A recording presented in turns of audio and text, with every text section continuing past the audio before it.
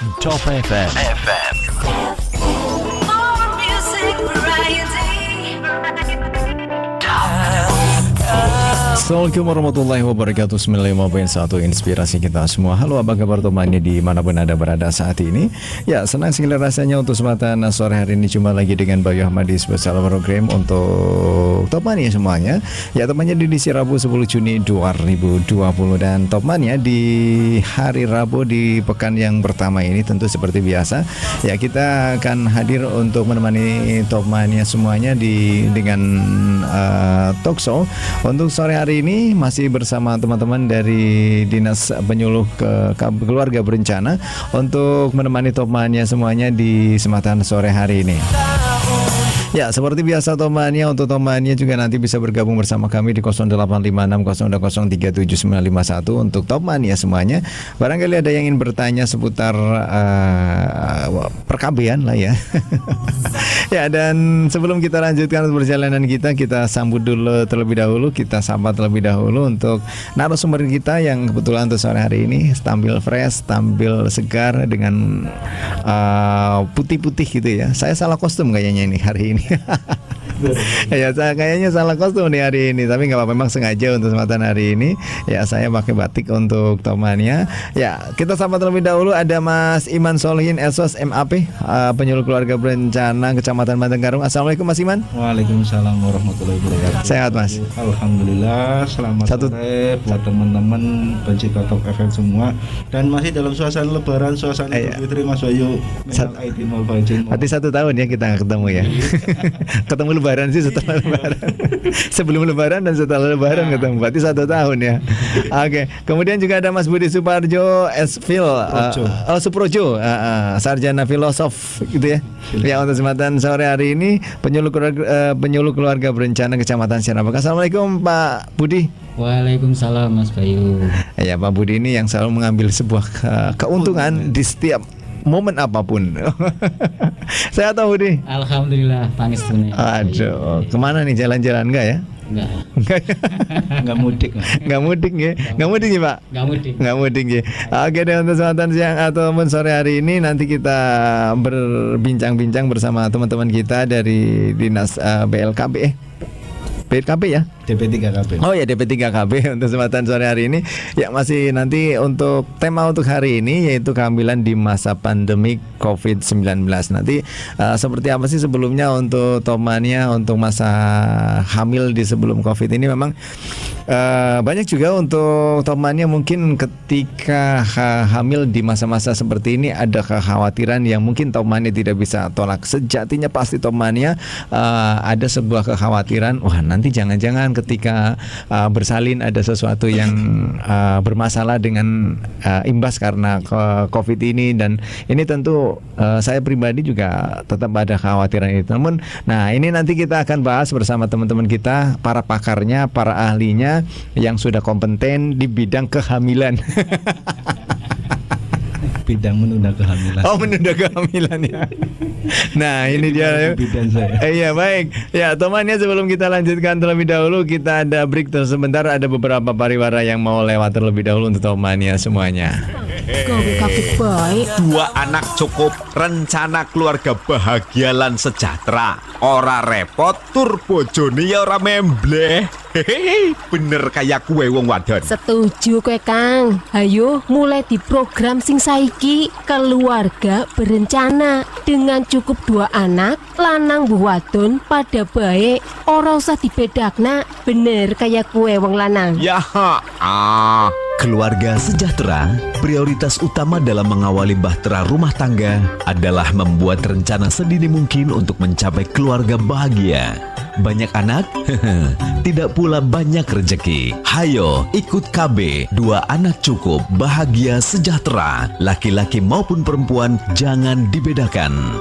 Pesan layanan masyarakat ini disampaikan oleh DP3KB, Dinas Pemberdayaan Perempuan, Perlindungan Anak, Pengendalian Penduduk dan Keluarga Berencana, Pemerintah Kabupaten Brebes. Cep. Engko ya sayang ya. Engko ya Teng. Kang. Yeh, direwangi di. Sing bayi nangis bae, sing gede dolanan banyu. Ya Allah. Ke, reje-reje hayang rame kabeh kaya temen, kiye sih? Anak apa sih budak digeger bae? Pak, sepeda ini ganti loh Pak. Gimana geger pit anyar? Rusak. Ke kabeh gara-gara Rika, Kang. Wong lanang sing Ake disalahna. anak, ake rejeki. Jare sapa? Sing anak aku malah tambah gering. Repot lagani bocah. Wes toh. cukup, aja saling menyalahkan. Ya sudah, tidak perlu saling menyalahkan. Buat yang berencana, hayo ikut KB. 2 anak cukup, bahagia, sejahtera. Laki-laki maupun perempuan jangan dibedakan.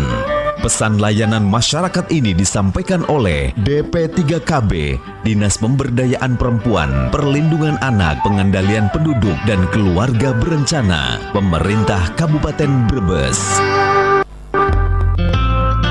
Keluarga Sejahtera, Keluarga Berencana atau KB merupakan program yang dirancang untuk menyeimbangkan antara jumlah kebutuhan dan juga penduduk. Badan Pusat Statistik melaporkan laju pertumbuhan penduduk Indonesia mencapai 1,49% atau 4,5 juta jiwa per tahun. Jika masyarakat belum menerapkan sistem KB, maka terjadilah ledakan penduduk yang akan mempengaruhi terjaminnya mutu pendidikan terhadap anak dan makin besarnya angka pengangguran dan juga kemiskinan yang ada di Indonesia. Hayo ikut KB, 2 anak cukup, bahagia, sejahtera. Laki-laki maupun perempuan jangan dibedakan.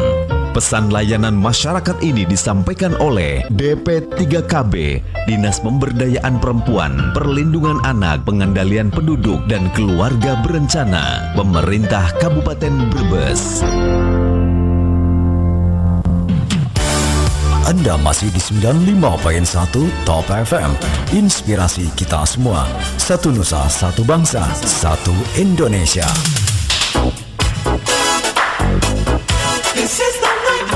Ya, baik teman-teman, masih di 95.1 Inspirasi kita semuanya dan Top Mania. Seperti janji Bayu tadi bahwa untuk sore hari ini masih dari DP3KB teman-teman kita semuanya.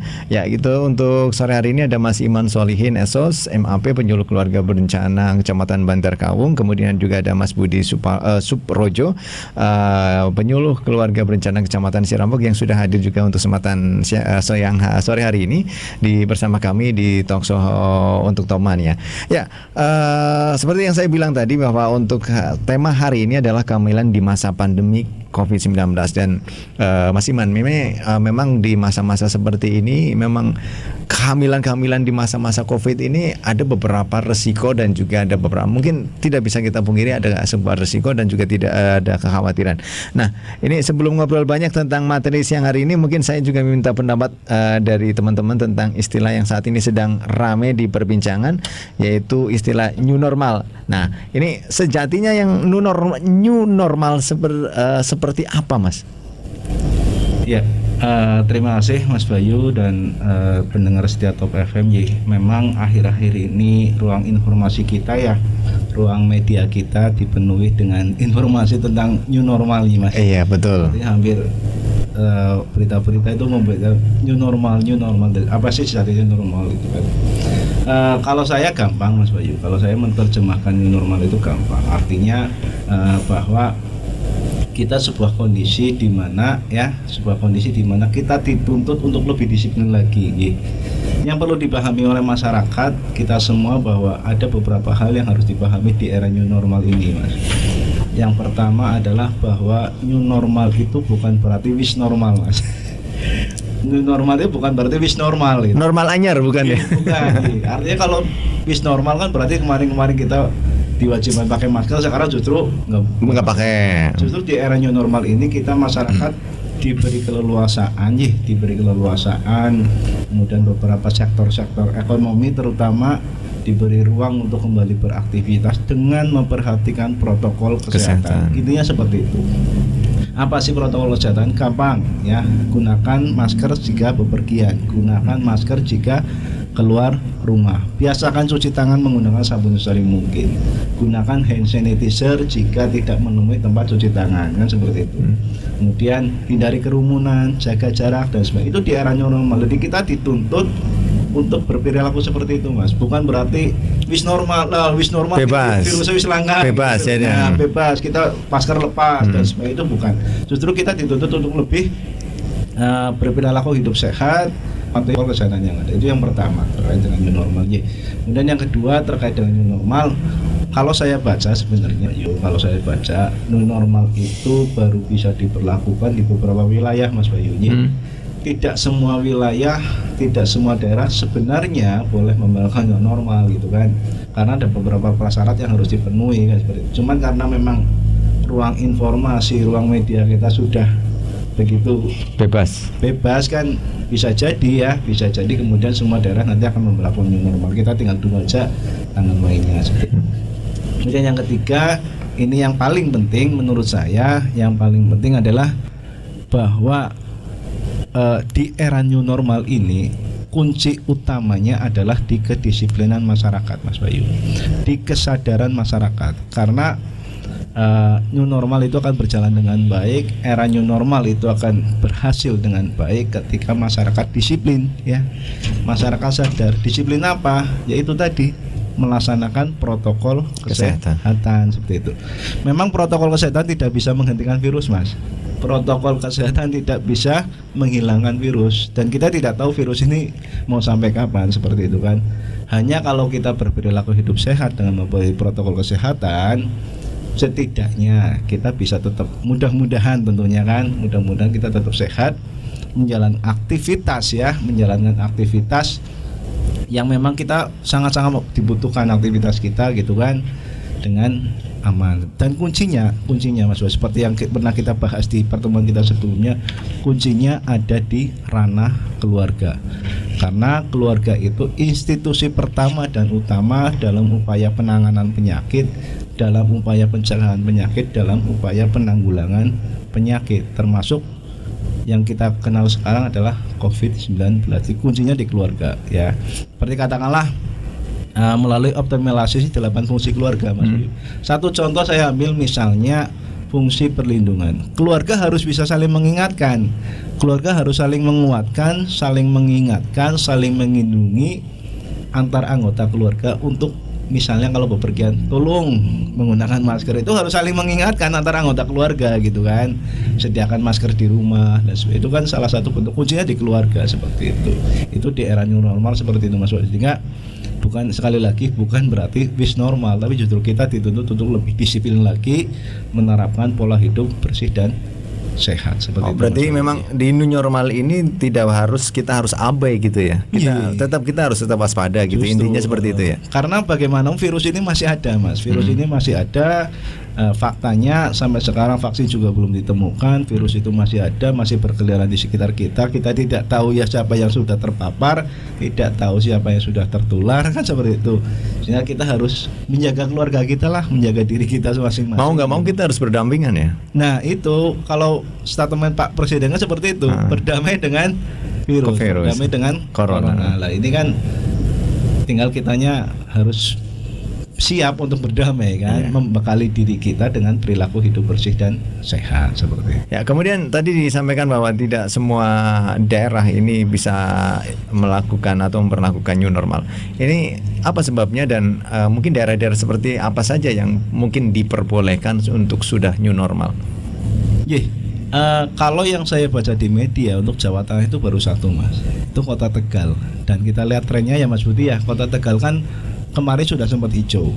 Kemarin sudah zona hijau, ada kasus penyebaran sudah hijau, seperti itu, penanganannya dianggap bagus sehingga boleh memberlakukan new normal. Dan sampai sekarang pun, dan itu nanti dievaluasi terus, Mas. Dievaluasi terus. Apakah tetap bisa memberlakukan new normal atau tidak? Dan itu sebenarnya bukan ranah kami, tapi paling tidak ayo masyarakat kita bareng-bareng bersiap, siap atau tidak siap, mau atau tidak mau, era new normal akan kita hadapi. Kehidupan dengan tatanan baru akan kita hadapi. Jadi mau tidak mau, siap atau hidup berdampingan dengan corona itu harus itu pasti akan terjadi gitu. Betul, karena virus itu sampai sekarang belum diketahui kapan akan berakhir. Virus itu sampai sekarang belum diketahui vaksinnya ada atau tidak kan seperti itu, Mas Bayu. Ya, kemudian Mas Budi mungkin mengambil keuntungan juga dari sesi ini. Ya, mungkin apa sih Mas sebenarnya yang banyak orang yang new normal mungkin ada yang juga yang salah tanggap, salah persepsi tentang new normal, bahwa dengan seperti disampaikan Mas Iman tadi, new normal mereka sudah bebas, mereka sudah bisa kemudian ya ibaratnya semena-mena lagi lah hidupnya gitu loh. Artinya tidak menjaga diri. Ini sebenarnya persepsi ini mungkin bisa dijelaskan untuk warga masyarakat kita, khususnya untuk para ibu-ibu yang nantinya juga ini akan sebagai ibu rumah tangga yang banyak juga beraktivitas di ruang publik. Terima kasih Mas Bayu. Sebenarnya tadi sebagian besar disampaikan oleh Mas Iman. New normal itu kan sebenarnya sederhananya itu tatanan, kebiasaan dan perilaku berbasis adaptasi kehidupan yang bersih dan sehat. Sebenarnya itu hal yang mungkin sudah sering didengar, terutama teman-teman di dinas kesehatan sering mengkampanyekan perilaku hidup bersih dan sehat. Ini sebenarnya menemukan titik poin di sini. Artinya apa? Ini basisnya itu, dasarnya itu hanya saya. Ini kemudian penerapannya tadi sudah disampaikan masih sederhana saja. Yang dulu mungkin kalau keluar rumah tidak pakai masker, monggo pakai masker. Kebiasaan cuci tangan yang bersih menggunakan sabun dengan air mengalir dimulai lagi. Artinya kalau kearifan lokal dulu kan ada, saya pernah cerita yang sebelumnya gentong dan sirup. Betul, di depan rumah lagi. itu. Artinya ini sebenarnya harapannya karena begini. Sampai detik ini kalau pembacaan pemerintah juga WHO kan memang sampai hari ini belum ditemukan vaksin. Artinya secara ini kalau kita kajian ilmiah selagi belum ditemukan vaksin, maka virus itu juga tetap ada dan barangkali pun sama sebenarnya seperti halnya virus influenza ya misalnya. Ada terus, hanya kita kemudian harus punya bekal. Tadi sampaikan Mas Iman, berdampingan. Artinya virus ini sudah ada dan ada terus. Hanya saja bagaimana kita menyiapkan secara pribadi, tubuh ini menyiapkan supaya tidak terdampak lebih parah. Nah, new normal ini kan sebenarnya harapannya gini. Ada perjalanan, kalau ada masa lampau sekarang yang akan datang. Kita itu pengennya memutus hal buruk di masa lalu, meskipun tidak bisa. Makanya ada yang menyebut ini pandemi ini adalah pintu gerbang, ada portal gitu Mas. Jadi kebiasaan lama yang nggak bagus ditinggalkan. Hal-hal yang baik, nah ini yang diterapkan. Misalnya cuci tangan yang bersih dengan menggunakan sabun dengan air mengalir misalnya, menggunakan masker untuk mengantisipasi ini. Masker ini juga tafsirnya bisa macam-macam. Kalau kemudian teolog juga memahami berbeda. Kalau panjenengan ikuti di forum-forum kajian keagamaan, masker ini juga pembelajaran kita untuk menahan diri misalnya. Nah, termasuk kemudian menjadi media barangkali mengurangi. Tadi memang nggak bisa mencegah, tapi hanya mengurangi. Artinya apa? Tadi kalau normal baru ini ada yang menyebut dengan tatanan baru, itu artinya sebenarnya kita mencoba melepaskan diri dari hal-hal buruk di masa yang lalu dan masalah artinya kebiasaan kita yang nah itu nanti kemudian kita menuju gerbang. Artinya ketika ada gerbang portal itu ada pemeriksaan. Hal-hal ini checkpoint di situ tidak diperlukan, harus ditinggalkan. Artinya entah yang hal buruk, kalau ini kebiasaan buruk tinggalkan. Yang baru akhirnya harus ada kerelaan. Nah makanya ada anjuran stay at home di rumah segala macam. Itu juga sama, hari ini kita belajar sekian orang penting namun tak ya rasa mentung rumah. Tapi boleh nggak keluar rumah? Boleh. Dengan prasyarat tadi disampaikan Mas Iman, protokol kesehatan diperhatikan. Artinya ini disebut dengan tatanan baru sebenarnya. Meskipun sebenarnya sudah pernah dilakukan oleh orang-orang tertentu di masa sebelumnya atau yang kemarin-kemarin. Tapi harapannya karena sifatnya disebut tatanan baru karena harapannya sifatnya masif. Karena ini ya, pandemi ini kan sifatnya global Mas, mendunia. Artinya semua orang masyarakat di tingkatan yang paling kecil pun harus menerapkan tatanan baru. Artinya sebenarnya melakukan hal-hal yang baik di masa lalu untuk diterapkan masa yang datang untuk menyelamatkan diri sendiri, keluarga, masyarakat dan orang lain. Ini sebenarnya ini kerelaan lah, artinya kerelaan kita untuk persiapan kita untuk meninggalkan hal buruk di masa lalu untuk menyambut memasuki hal-hal yang baik di masa yang datang. Ini ada semacam mudahnya itu portal Mas, pintu gerbang yang kiranya nanti ada tadi disampaikan Mas Bayu, ada deteksi kita orang apik ojo diterusna. Kebiasaan misalnya yang kurang bagus, biasaan tidak cuci tangan, kemudian apa ini yang sekiranya kemudian mendukung, artinya yang kurang mendukung terhadap hal yang terkait dengan pencegahan ini ya harus ditinggalkan. Jadi sedang tadi sudah disampaikan Mas Iman, menggunakan masker, cuci tangan dengan sabun dengan menggunakan air mengalir, jaga jarak, artinya menghindari kerumun-kerumun. Boleh nggak berkumpul? Boleh, tapi ada aturannya.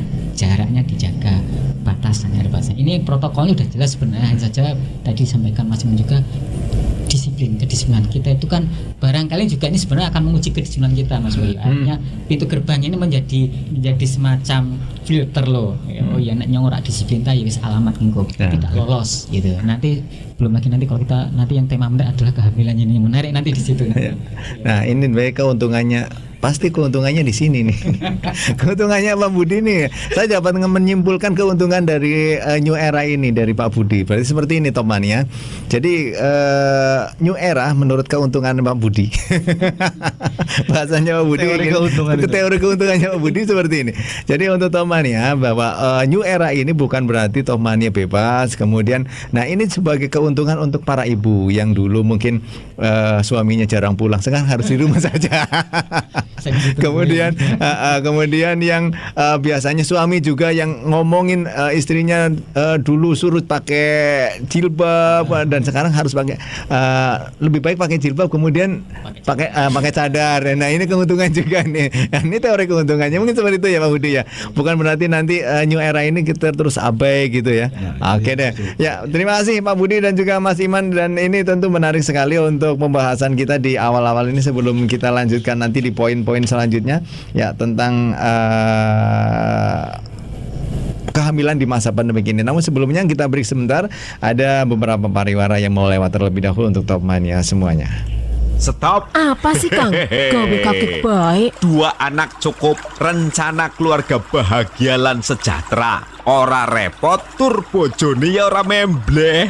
Hehehe, bener kayak kue wong wadon. Setuju kowe Kang. Hayo mulai di program sing saiki, keluarga berencana dengan cukup 2 anak, lanang bu wadon pada baik, ora usah dibedakna. Bener kayak kue wong lanang. Ya, Keluarga sejahtera, prioritas utama dalam mengawali bahtera rumah tangga adalah membuat rencana sedini mungkin untuk mencapai keluarga bahagia.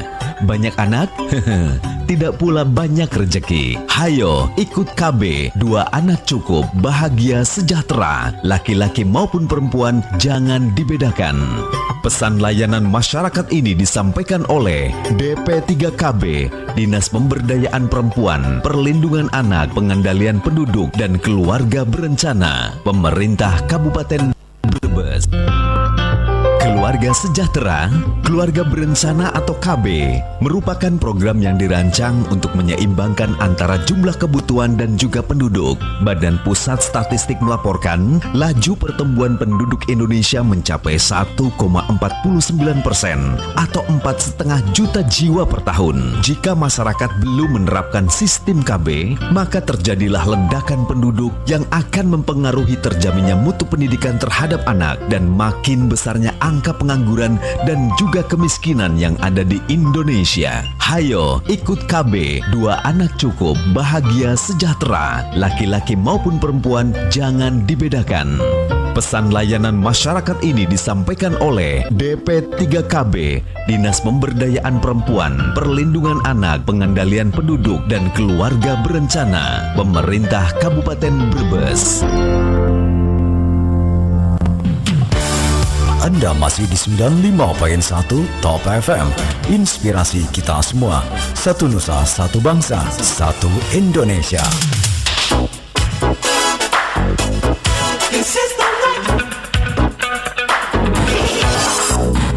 Ya baik Tomania, masih di 95.1 Inspirasi kita semuanya, dan masih kita akan lanjutkan untuk ngobrol kita di talkshow kita untuk kesempatan sore hari ini, yaitu untuk materi kita yaitu kehamilan di masa pandemi Covid bersama teman-teman dari DP3KB Kabupaten Brebes. Ada Mas Budi dan juga Mas Iman dari Penyuluh Keluarga Berencana Kecamatan Sirampok dan Kecamatan Bantar Kawung. Ya, tadi sudah disampaikan sedikit untuk new normal yang mungkin Tomani juga sudah ada sedikit gambaran lah ya apa artinya new normal, bahwa new normal itu artinya Tomani tidak boleh abai, kemudian juga meninggalkan yang sudah kita lakukan selama proses Covid, masanya ada Covid ini, terus yang protokol kesehatan yang sudah ditetapkan oleh masyarakat seperti menggunakan masker, jaga jarak, kemudian juga mencuci tangan, ini tidak artinya tidak boleh ditinggalkan, ini harus tetap dilaksanakan di masa new normal. Mungkin seperti itu Tomani ya. Kemudian kita masuk di topik utama mungkin. Ya, karena memang setelah tadi bincang-bincang bahwa ada protokol new normal ini adalah kegiatannya banyakan di rumah ya Mas Iman. Nah, ini secara tidak langsung juga mungkin akan berdampak juga kepada, karena tidak bisa dipungkiri juga. Tidak bisa dipungkiri ini tugas berat dari teman-teman penyuluh keluarga berencana ini. Ini tugas berat ini karena banyak kan sekarang karena tidak boleh keluar rumah. Nah, ini suami istri banyakan di rumah. Mau apa lagi mainannya gitu loh ya. Nah, ini di beberapa daerah juga ada beberapa kenaikan jumlah ibu kehamilan. Ya, apakah ada juga atau mungkin ini himbauan untuk di rumah saja? Terus bagaimana dari teman-teman DP3KB BKKBN ini menyikapi hal ini juga, Mas Iman? Mas Iman, Pak Budi, Mas Iman dulu ya. Nanti Pak Budi biasa ambil keuntungannya. Memang saya juga mendengar itu nih Mas Bayu. Beberapa daerah nih hasil laporan hasil kita lihat di berita online itu ada beberapa daerah yang melaporkan ada kenaikan gitu kan, kenaikan jumlah ibu hamil di pasca pandemi ini, di saat pandemi ini. Untuk Brebes sendiri saya belum lihat datanya seperti itu kan. Apakah ini ada kaitan dengan kebijakan untuk berdiam diri di rumah? Mungkin butuh penelitian ya Mas. Butuh penelitian, artinya itu kan butuh bisa jadi hamil. Ada kasus kayak gini Mas. Kemarin saya ikut seminar web di Banyumas. Itu memang Banyumas juga ada kenaikan angka kehamilan di bulan Maret. Nah, salah satunya adalah karena justru bukan karena banyak berhubungan, tapi karena ada pendatang dari luar kota yang pulang mudik dalam posisi hamil gitu. Ada juga kasusnya. Ya. Bukan karena lokalnya begitu ya, bukan lokal gitu. Transmisi lokalnya bukan lokal, tapi karena ternyata ada beberapa kasus yang dia karena merantau harus pulang, kemudian pulangnya dalam kondisi hamil sehingga kan menambah jumlah ibu hamil di wilayah tersebut. Lah itu juga memang butuh penelitian yang lebih lanjut, apakah ada kaitannya kebijakan untuk tetap di rumah saja berkorelasi positif dengan angka kehamilan semakin meningkat. Itu memang butuh proses panjang. Tapi yang jelas Mas Bayu dan sobat Top FM dimanapun berada, dari awal kami BKKBN sudah berupaya mewanti-wanti menyampaikan kepada masyarakat, kepada pasangan usia subur untuk sebaiknya gitu kan, kalau bahasa saya sebaiknya menunda kehamilan di masa pandemi COVID-19 ini. Dan masih ingat mungkin Mas Bayu di sesi kita sebelumnya di bulan April juga saya sudah menyampaikan itu, sebaiknya pasangan usia subur untuk menunda kehamilan di masa pandemi COVID-19 ini. Ini teman-teman mungkin PKB semuanya menyampaikan seperti itu. Karena Mas Bayu dan teman-teman dimanapun Anda berada, ada beberapa resiko yang mengintai ibu hamil di masa pandemi COVID ini. Yang pertama, Mas Bayu, daya tahan tubuh. Yang namanya ibu hamil itu secara umum cenderung daya tahan tubuhnya akan menurun ya. Akan lemah gitu kan. Sementara di musim pandemi COVID ini kita butuh daya tahan tubuh yang prima. Butuh daya tahan tubuh yang selalu fit agar tidak terinfeksi virus kan, seperti itu. Ya bayangkanlah kita dalam kondisi normal saja ketika daya tahan tubuh kita rendah, daya tahan tubuh kita lemah kan mudah terserang flu kan. Iya, betul. Ini ibu hamil cenderung daya tahan tubuhnya menurun. Kemudian Mas Bayu, yang selanjutnya adalah yang poin kedua, pada awal kehamilan atau kehamilan di usia muda, 1 bulan atau baru beberapa minggu itu biasanya ibu hamil akan mengalami mual betul. Muntah gitu kan, mules dan sebagainya, dan bahkan bisa jadi ada kadang-kadang yang sampai mualnya, muntahnya berlebihan gitu kan, sehingga harus dirujuk ke tempat pelayanan kesehatan, dirujuk ke fasilitas kesehatan. Nah, sementara teman-teman medis di fasilitas pelayanan kesehatan sedang berkonsentrasi dalam upaya penanganan COVID-19. Bahkan ada beberapa fasilitas kesehatan yang saya baca di media massa itu tidak melayani untuk jenis-jenis penyakit, keluhan-keluhan tertentu gitu kan, karena mereka juga satu ingin konsentrasi, mungkin yang kedua juga menjaga agar orang yang sehat datang ke rumah sakit jangan sampai terpapar ketika di rumah sakit kan seperti itu. Nah ini makanya yang kedua itu mual muntah berlebihan. Kemudian yang ketiga, ibu hamil beresiko keguguran atau bahkan pendarahan. Ibu hamil berusia muda. Ini sesuai dengan kebetulan Nun Sewu Mas Bayu, kepala BKKBN sekarang itu seorang dokter, dokter SPOG, ya, dokter ahli kandungan, ahli kebidanan, sehingga insya Allah beliau sangat-sangat menguasai masalah kehamilan ini, yes. Kemudian beliau ahli bayi tabung juga ya Mas Budi ya, Dokter Hasto Wardoyo itu kepala BKKBN juga. Ini statement yang beliau sampaikan. Kehamilan usia muda beresiko mengalami keguguran dan bahkan pendarahan. Ketika seorang perempuan, seorang ibu hamil mengalami pendarahan, mengalami keguguran, secara otomatis dia akan dirujuk ke pusat pelayanan. Kembali yang tadi saya sampaikan, pusat pelayanan sekarang sedang konsentrasi pada upaya penanganan, upaya pencegahan COVID-19. Contoh lah sekarang di Batara Kawung mungkin semuanya sudah dapat informasinya bahwa Kecamatan Batarawung sekarang zondanya sudah luar biasa gitu kan. Dengan tidak perlu saya sebutkan angka, tapi yang jelas teman-teman di Batarawung sekarang sedang konsentrasi pada upaya melakukan tracking ya, melakukan upaya pendampingan terhadap keluarga, melakukan edukasi, dan itu menguras energi, menguras psikologis teman-teman medis yang ada di wilayah Kecamatan Batarawung gitu Mas Budi. Sehingga itu yang ketiga ya. Kemudian yang keempat selanjutnya, jika ternyata ibu hamil ini kemudian terinfeksi virus, secara otomatis dia kan harus mendapat asupan obat-obatan medis Mas Bayu, obat-obatan medis kan, harus makan obat-obatan yang kita tidak tahu apakah obat-obatan yang dia konsumsi itu akan berdampak atau tidak pada si jabang bayi. Betul, pada perkembangan, pada pertumbuhan janin yang ada dalam kandungannya. Jadi itulah kenapa kemudian sebaiknya ditunda dulu kehamilannya. Dan satu lagi Mas Bayu, ini informasi yang baru saya dapat baru kemarin. Ternyata proses persalinan di beberapa rumah sakit yang menerapkan standarnya ketat itu ada tambahan biaya di musim pandemi ini ya. Ada biaya untuk APD, ada biaya untuk pembelian masker bedah yang sekali pakai, ada biaya tambahan untuk fasel. Dan kalau rapid test kalau nggak salah malah sekarang wajib ya. Ibu hamil yang mulai salian kemarin dirapid nggak masih kan? Belum. Nggak, artinya ada beberapa pusat pelayanan kesehatan yang kemudian menerapkan standar yang ketat Mas Bayu, yang ketat gitu kan. Ketika ibu mau persalinan itu harus dirapid, dan itu kan berarti ada biaya tambahan di sana. Dan itu bebankan ke pasien ya? Ke pasien gitu kan, ada biaya tambahan di sana. Kemudian kalau rapidnya reaktif, otomatis harus swab. Ada biaya tambahan di sana, dan swab itu tidak murah, sekitar 2-3 juta. Swab itu? Swab itu kalau saya yang baca di media online, monggo silakan teman-teman bisa cek di salah satu media online, saya baca di sana. Ini ada tambahan biaya persalinan untuk rumah sakit tertentu yang mereka menerapkan standar yang ketat Mas Wahyu ya. Artinya tidak semua fasilitas kesehatan mungkin menerapkan standar yang sama kan, seperti itu kan.